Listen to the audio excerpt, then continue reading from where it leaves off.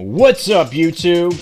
Dan the Sonic Man here, today racing across the open horizons of Sonic Frontiers. This game has been on the backlog for a while now, and I'm glad to play it before it leaves the catalog. Let's see how this game is. As I've heard, it's got some standard and slightly worse Sonic jank. I will also be exclusively playing on the hard difficulty. So, Sonic and friends are chasing the Chaos Emeralds in a new locale, the Starfall Islands. There apparently was a tie-in comic to explain this stuff and what Eggman is doing. But I'm not doing extra homework for a Sonic game. And what the hell is up with Sonic's voice? Where is the cocky, aloof hedgehog? Did Shadow do this? So, we crash on the island, get abducted by a past civilization of ghosts in the shell, and escape cyberspace after doing a quick intro level. We gain access to our first and most important ability, the Psych Loop, a kinda dumb power that lets us stun enemies, use and activate certain objects, farm for rings and other items, and most importantly, by drawing an infinity sign, it gives us infinite stamina for boosting. Yeah, it feels weird that the boost is now tied to stamina rather than an extra gauge. And the combat feels very strange here. It is mostly a button masher and kinda ruins the gameplay by making the homing attack a separate button. Why the fuck is the homing attack no longer tied to the jump button? What the actual fuck? And where's the fucking spin dash? Also, guarding has the ability to auto-parry nearly any attack in the game. So using this at all feels like abusing a glitch due to how trivial it will make a majority of encounters. Then we can focus a bit more on the gameplay. Each island has a friend of Sonic's that is trapped. Sonic must collect a common item to free the friends from the cyber prison and to continue their quests. These are scattered around the islands, mostly earned by fighting random enemies or by interacting with the nibble-sized platforming elements strewn around the island. Sonic must also gather 6 of the Chaos Emeralds from their jails by collecting keys. Keys are obtained by luck in treasure spots and for completing the missions of the cyberspace levels. Cyberspace levels are unlocked with gears, which are collected by luck from treasure spots and by defeating the mini-boss enemies scattered across the island. This is the main gameplay loop, where most of the game is combat and mini collectathon challenges. This can quickly become tedious rather than fun or compelling. You don't even need to complete all the cyberspace levels to reach the end of the game. And for the Platinum, you just need a single S rank, which ironically gets easier as each island's levels progressively get easier to S rank. Hell, for the Platinum, you only need to activate each cyberspace level. You don't even need to play or beat them. The islands themselves get harder as you progress, with tougher enemies, but it feels like the levels are swapped. There is also a portal on the 4 main islands that takes you to a fishing area with my favorite Sonic character, Big the Cat. Yeah, you heard me, and also, fuck you, Big the Cat is awesome. The fishing minigame is incredibly simple and will be very important later on. The most important thing here is the inclusion of the jukebox, letting you change the music in the overworld when exploring. There are technically 5 islands, but only 4 totally consist of these standards.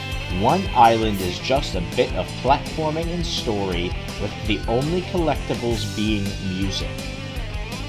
Island 1, Kronos, a standard temperate island where we rescue Amy and learn a bit more about the Coco, the ghost of the past civilization. Her puzzle to let us fight the Titan is an annoying laser puzzle since you can't manipulate a single beam point. Island 2 is a desert, where we rescue Knuckles and learn a lot about their military and ancient weapons, something Eggman is clearly interested in. His puzzle is a simple, extremely boring crane game. Island 3 is the absolute fucking worst. Chaos Island has a ton of areas that lock you into a Sonic side-scroller during the overworld exploration, making exploration a huge chore and a complete mess, as several smaller islands can only be reached from specific areas by very specific grind rails. I hated exploring on this island, as nothing connected up easily. Here we rescue Tails and see that despite the advanced weaponry, the Coco were annihilated by an unknown enemy. There's also a few mini-games here that play kinda like Ikaruga. This will be important later! And the island puzzle is the crappiest pinball minigame I have ever played. The pinball itself is clearly oblong. The flippers don't work. The physics are all just fucked up. Sometimes the ball will phase through the fucking flipper, and the necessary points total is obscene. Not to mention the lanes outside the flipper that the ball can fall into only activate as a saver if you've lost enough times. I hope whoever made this shitty pinball game is no longer breathing, and whoever approved it is banished to the Shadow Realm. Island 4, Rhea, doesn't really count. You just climb some towers to unlock the final island. Island 5, Oranos, is the game's largest, with the toughest robots, and a focus on helping Sage, Eggman's computer daughter, whilst gathering the emeralds. Every real island makes you gather 6 of the Chaos Emeralds, with the final emerald being stored within the main island's boss. Once the 6 emeralds are obtained, you can climb the Titan, claim the 7th emerald, go supersonic, and fight the Titan, with heavy metal soundtracks playing in the background. Kronos has the Titan Giganto, who is kinda basic and looks like something from Evangelion. He's fairly easy though once you learn what he can do.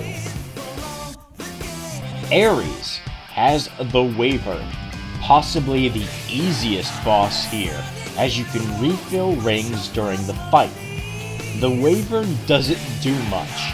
You just catch up to him, which can be sped up by parrying the missiles, and parrying the bot's attacks to actually be able to attack and damage him. There are some QTEs towards the end, but they're trivial. This is the easiest Titan out of all of them. On Chaos Island, we have the Knight, a bit of a pain as he moves around a lot. To get the emerald, you have to get over the spikes in a hurry and grind up his arm. Knight is the most cinematic to fight as well, as during the fight you can steal his shield and use it to stun him, and then to finish him you use his own sword. Finally, on Hereos Island, Eggman actually has recovered the 7th Emerald for Sonic, so we can just get a cutscene and fight the Supreme, an even more Evangelion robot. The Supreme isn't exactly hard, just annoying. His shields will counter your parries, and beyond the health loss, I'm not entirely sure what causes the phase shift towards the end, where he won't take damage until the QTE with his rifle. The boss also gets even more Evangelion-like. And with that, the game is over. Unless you're playing on hard mode, in which case, the final boss, the End, is fought by partnering up with Sage, who is taking control of the Supreme. The End is a giant, evil moon. And remember that minigame with Tails that was like Ikaruga? Well, the final boss is an insane challenge of Ikaruga that only happens on hard or extreme difficulty. This boss fight is a huge pain, as the damage you do to it isn't really relevant, since there comes a point where the boss just says, "No, I won't take damage until you survive my crazy bullet hell." There isn't enough time to practice on anything, so this extra step is just dumb, especially because you need to play nearly perfectly just to get a different QTE at the end. The first time I made it through, I thought I had to mash the square button, not time it, and ended up having to do the boss fight over, which was a huge pain in the ass. But once it goes down, Sage has to sacrifice herself to save the whole planet with Sonic. But in the after-credits scene, Eggman is able to recover Sage from the ancient technology. It feels like a lot of this game had an extreme disconnect from how to actually make a Sonic game, and fundamentally lacked direction. It really feels off, with most of the gameplay boiling down to being a collectathon, which really feels bizarre in a Sonic game, and a very overt focus on combat, which feels even more out of place in the Sonic game. Get the fuck out of here! Not to mention, the final boss being an Ikaruga knockoff instead of something like the Adventure final bosses is a huge letdown. The Platinum isn't all that painful, surprisingly. Just grindy, trying to max out Sonic's stats and completing the maps of the 4 islands. You don't need to get S ranks on the cyberspace levels or complete all of their missions, although I did. You can skip a lot of the collectathon by just going fishing in the last 2 islands as they give a ton of coins to exchange for the seeds and the cocoa. And pretty much everything else will come along naturally, with maybe the defeat all enemy types being a little weird, as the spring enemies are considered one, and needing to activate Phantom Rush out 50 times outside of training.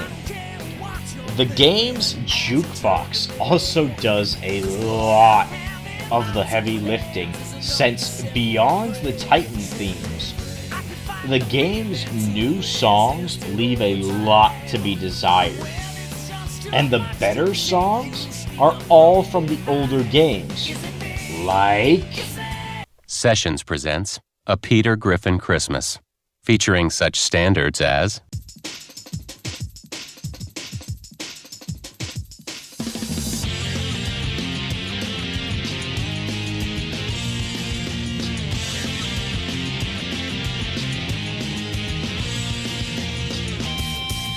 what goes up must come down, yet my feet don't touch the ground. Seeing the world spinning upside down, a mighty crash without a sound. I won't even hesitate, a second left to masturbate. You try to run but it's too late, I got you now comes on your face.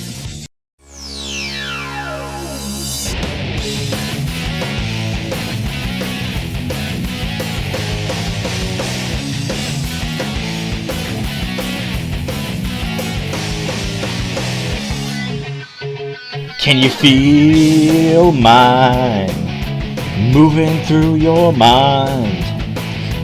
Ooh, looks like I just came some more. Yeah. Can you feel mine slipping down your spine?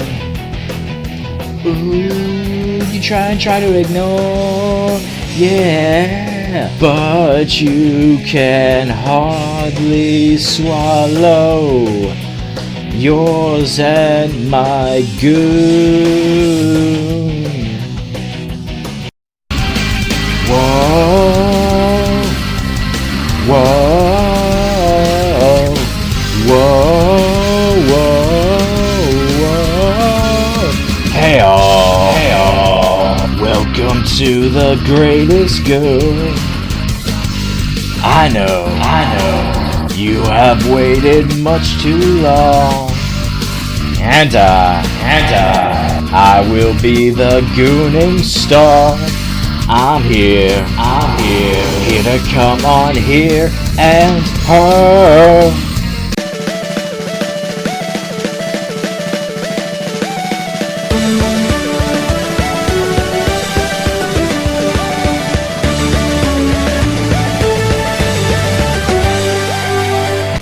So, the Platinum ranking is pretty fairly placed as a 2 out of 10. As for the patented Dan the Ranking Man ranking, the game is a 48 out of 100. The ease of playing, even on hard, is kinda trivial. The game has a lot of busy work for not much or even zero reward. The hardest levels to S rank are the ones on the first island for some reason, and the main bullshit of the game comes from the overt emphasis on combat, the physics lacking precision for the platforming and speed, including the floor just disappearing, and the grinds to get max stats, along with the retardation of the pinball and Ikaruga sections. The game is easily below even Canadian standards for average, being a 65. Pop-in is one of the worst features, as you progress the island's update, so you're never sure if something is new, if something didn't load, if you outrun the loading again, and or if something spawned or despawned incorrectly. My completionist brain gets fried too, as there is no in-game checklist, and because of the Starfall events reviving and replenishing everything, said list will become invalid as enemies and collectibles respawn. So, like and subscribe, hype the video, and remember, only losers would add all these songs from Sonic's earlier adventures and not include some of the absolute best songs like the Titan themes from this game, Number 1 from Sonic R, any song from Sonic R for that matter, What I'm Made Of, Endless Possibility, etc. And Big the Cat is the best Sonic character. Fight me in the comments.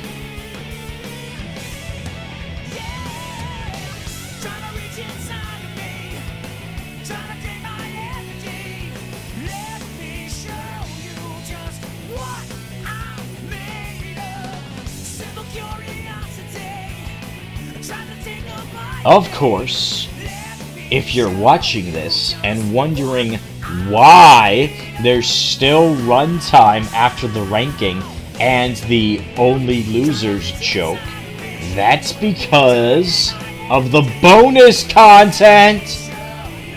That's right, the Platinum Man suffered through this game's DLC for the extra ending. And I have to say, what complete bullshit! It's such complete bullshit that I am compelled to separate the extra content from the main game just because of how much bullshit the DLC is. The developers apparently paid too much attention to the people who said that the infinite parry window trivialized combat and that the game was too easy. So they made the difficulty harder and more annoying than those super intense levels from the DLC of Sonic Unleashed. Yeah, the game went from being okay, if too easy, to extremely unfair and cheap. Not necessarily hard, but the compounding issue of needing to be precise while the game itself fights you with the physics, timing, and other issues which make the game so wildly inconsistent, which is where the difficulty lies. The Souls genre has some tight parry windows, usually lasting a small handful of frames, less than even a half a second. But because of the engine, physics, and perceived weight, with practice, parrying can be done reliably, but more importantly, consistently. But in the Sonic Frontiers DLC, the game places extra heavy emphasis on performing perfect parries with the most asininely retarded implementation I have seen. See, in this game, the perfect parry frame window is dependent on your difficulty. The higher the difficulty, the lower frames you have to nail the perfect parry. And this fucking perfect parry is necessary to perform to beat this DLC. So let's take a look at it. The team made an alternate version of the final area. This new island is much bigger, with a lot more challenges, harder cyberspace stages, and a lot of different overworld challenges to do. The main draw of the DLC is that during the hunt for the Chaos Emeralds, Sonic must complete other challenges to gain better power, while Knuckles, Tails, and Amy get 2 emeralds each. Each one plays in a different way. First up is Amy, who is radically different here than her other game entries, where she uses tarot cards to fight, attack, and glide. She can triple jump, and thanks to her cards, can glide. She's annoying to control as oftentimes the glide simply won't activate, and her homing attack is quite limited. Her famous hammer is relegated to her parries, which I never even got to see. Then we have Knuckles, who plays like he normally does, with the ability to climb many objects and glide around.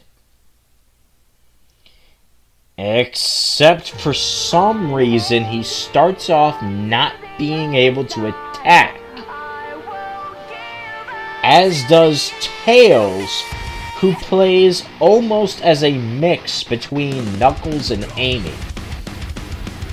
Tails has his trademark ass flight, and once he gains the ability to attack, gains a spammable wrench throwing attack and a variety of a mortar or grenade launcher.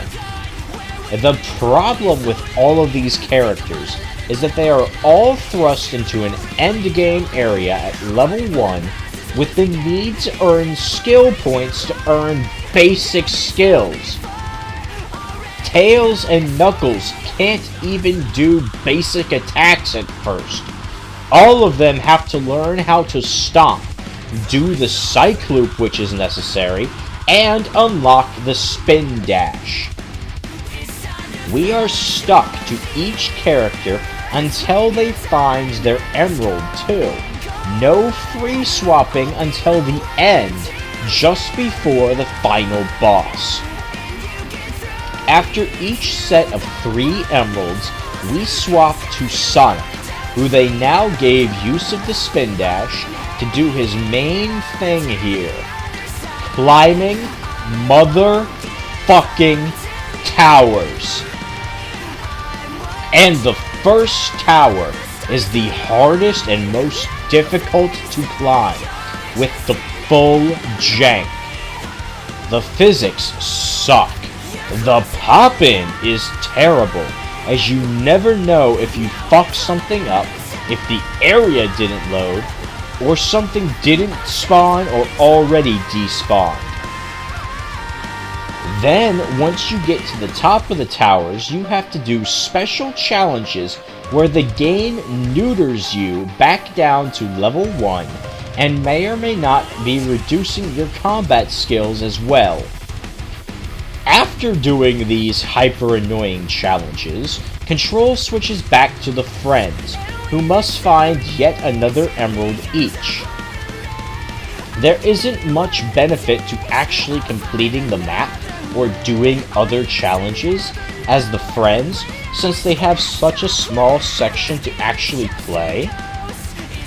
And the second emerald for Tails is just dumb. I don't know how you're actually supposed to get there.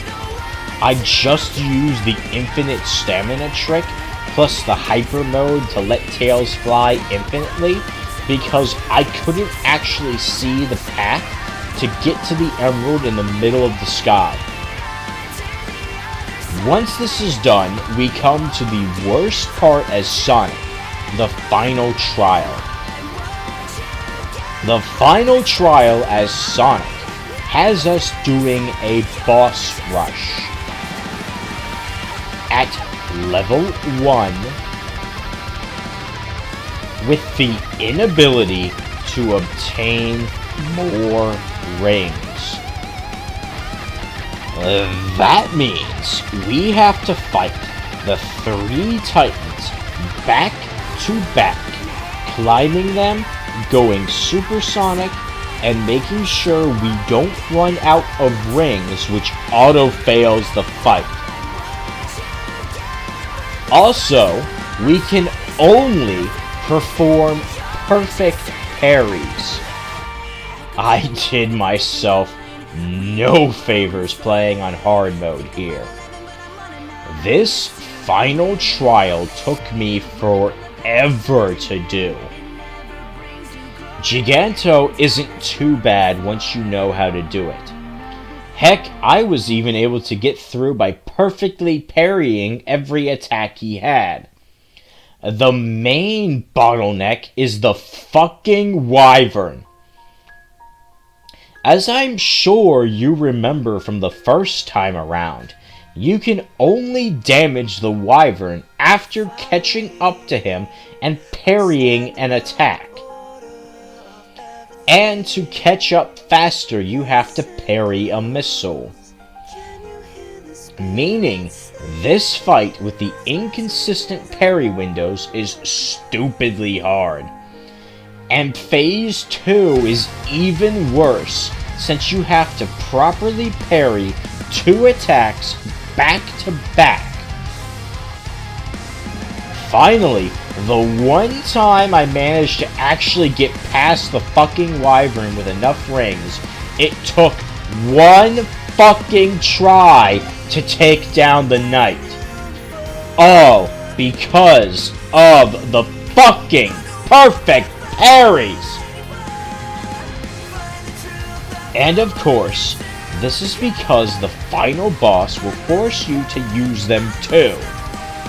This boss rush sucks solely due to the Wyvern with the extremely inconsistent timing. Once that's done and the emeralds are gathered, we can power up and fight the true final boss.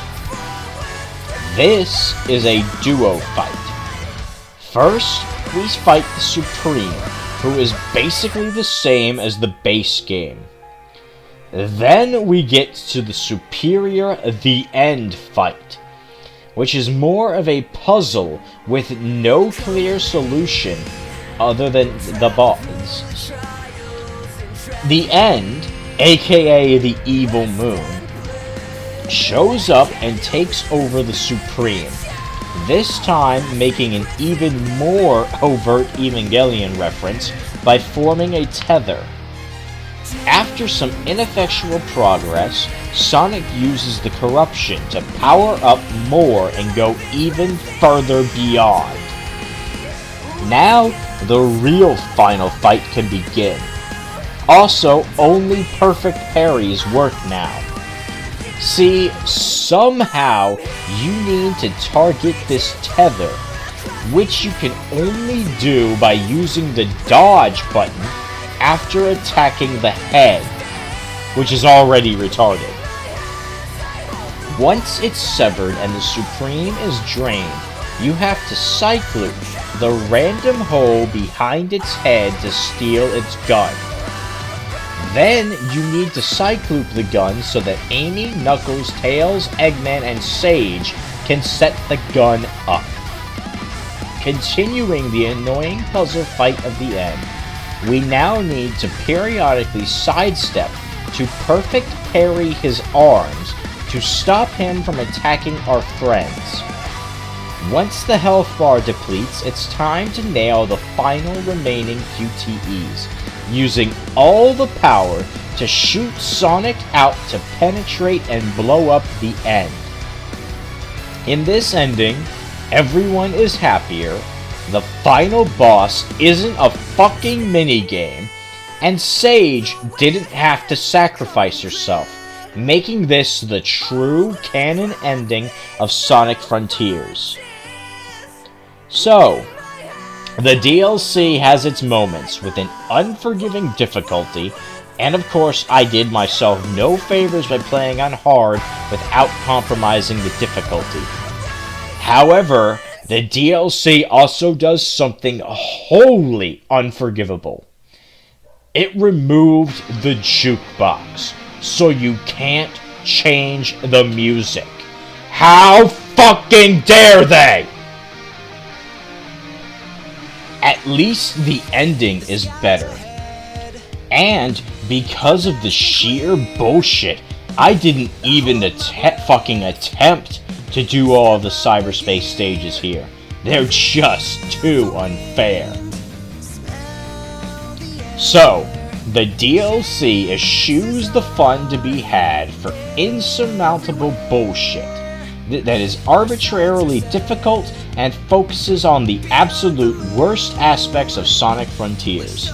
The fact that character hot swapping is locked to practically completing the DLC is really dumb. I don't know if it should have been done at the push of a button, but it shouldn't have been something locked until the DLC is nearly over, especially considering that you have to beat that fucking boss rush challenge to be able to do so. So let's rank the DLC. There are no trophies associated with the DLC, and I'm not sure if that's a blessing or a turd sandwich, meaning there's no platinum ranking here. However, the patented the Ranking Man scale puts Sonic Frontiers DLC as a 32 out of 100. The DLC is filled with more glitches than the base game. The reuse of content is fairly contemptible.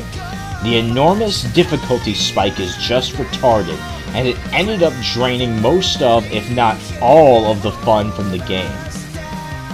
And while it was cool to have some adventure-style gameplay of being able to once again play as Tails, Knuckles, and Amy, the simplistic nature of playing as them removed the fun, especially with them losing most basic abilities. To an extent, I regret playing the DLC due to the amount of time lost and frustration, but at least the ending was better than the main games.